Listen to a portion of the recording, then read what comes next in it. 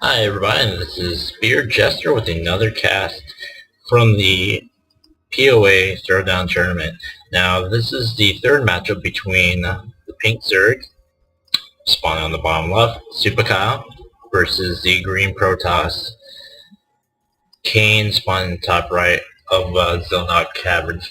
Now at this point in the game it is the best of three, so Cain's taking a game and Kyle's taking a game. And this is actually the matchup for the losers bracket because it is a double elimination tourney that will determine who gets to move on to the semifinals.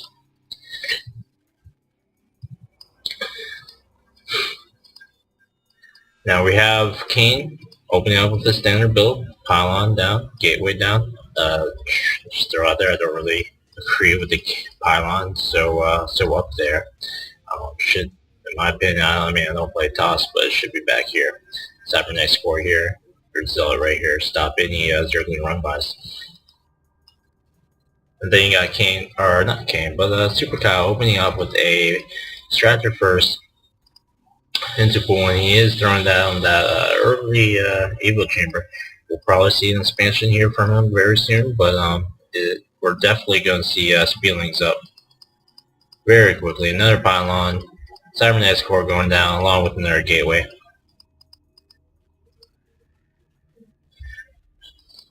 At 4 minutes and 30 seconds, just about into the game, we got both players playing very evenly in terms of economy. This has a feel for a very slow-paced game, but at the same time, I think things are going to develop pretty fast. As you can see, I did comment on the wall off here soon, and there is a tiny sliver where a line of Zerglings could just do a quick run by, just funnel through that. But we'll see what Cain does to try to compensate for that. He is throwing down a couple more gateways. It seems like he's going for a 4-gate push, although he was straight up 4-gating. He, see, at this point he has to break out of the shell. Misplaced pylon, a lack of a rally point, caused that Zealot spawn right here. You can avoid doing that by, one, being careful with your building placements, or two, having a better rally point. This is not going to do, as you see right here. You got yet another Zealot stuck there, and it's not going to do much good. But what we're going to see is in my opinion, considering the time that's in, this isn't really a very strong 4-gate push. So this is a complete commitment, but hopefully Cain will be able to do enough damage. Now with these spawn crawls coming up, and more units warping in over here from this proxy pylon, Cain does get a large number of Zealots out quicker than usual. He would have done well with a sentry or two, considering the Zerglings, but at this point, spawn crawlers up, and the Zealots get the full surround. He would have been better off waiting for a couple more warp-ins before actually pushing him with that attack. But here we are. We're about to see Kyle push in. He's denied that expansion. He'll be doing a run by. There's force field. There's another force field on the ramp, which is a good thing because had Kyle just went ahead and tried to move up here, he probably could have funneled some Zerglings that way. Very good map control from Kyle. Very good call on again that fast Spielings over here. His second base is slowly running at full speed, but at this point he's investing a lot into Zerglings, which Cain, in his response, built a lot of sentries. It's not a bad decision, but really I would like to see more Zealots on the field. But we'll see how this develops and which direction this goes. Now Kyle is keeping the Zerglings here. It's a good call. If you have the Spielings and you use them for map control, and what better way than keep them over there and try to delay or deny any expansion from that Protoss player containing him. Almost in a way punishing him for going 4-gate, but as we can see, Cain's actually not doing too bad on the economy, and if we look here, just about 7 minutes later into the game, we see that well, I guess he is doing pretty horrible. He has 20 less than what Kyle has in his economy. And even though he was one basing, you really need to get that pro count up. You never stop making workers, especially with how high he's floating. Or sorry, won't look at it wrong one, but even then, with how high he's floating, you might want to consider taking a step back and just investing in some static defense and investing in more ropes and get ready to make a transfer between his main and his natural. Now here we go. We still see some great map control with the handful of links. We got 30 more links in Inspire coming up from a Supahkyle, so he is definitely playing very aggressively.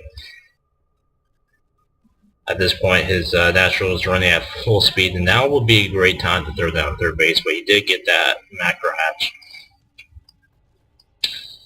And right now what we see is a wall of units ready to take charge of the ramp or ready to defend this natural over here.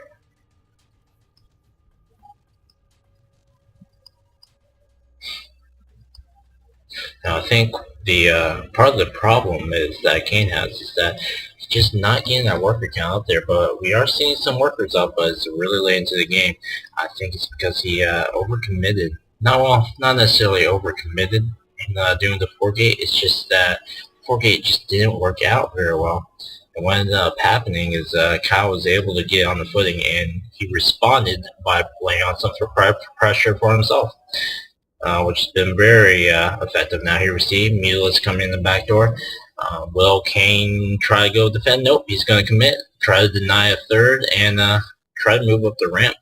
I see Kyle has not broken those rocks, so this actually works out just fine with him. At this point in the game, this is going to end up being an all-in with Cain losing his economy.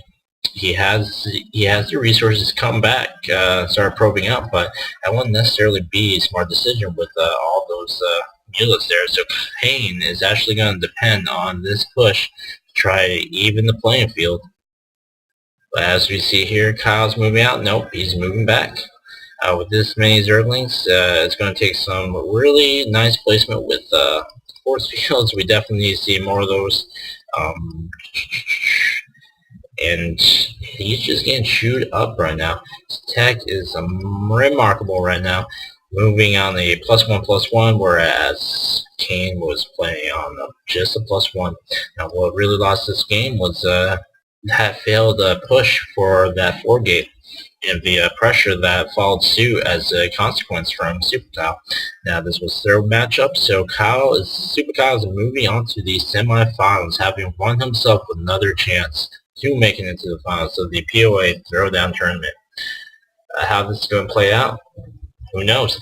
As of this casting, it's a day or so later after this semifinals. Still got one more semifinal matchup, and it's actually Supahkyle versus Darslip, and I hope I can get that posted up here soon. Anyways, thank you for watching. If you have any comments, feedback of any sorts, please post it down in the comment section below. And once again, I keep forgetting to link people. I'm just too lazy to go back and edit my videos to throw that link down, but I will throw a link down for the bracket for this tournament, as well as the link for POA in general. If you are interested in joining, it's just a small group of gamers just dedicated to improving their play, not necessarily any clan commitment. Just come here, get some practice buddies. Small community right now, but we are growing, and we'd love to have you drop by. Jester signing out.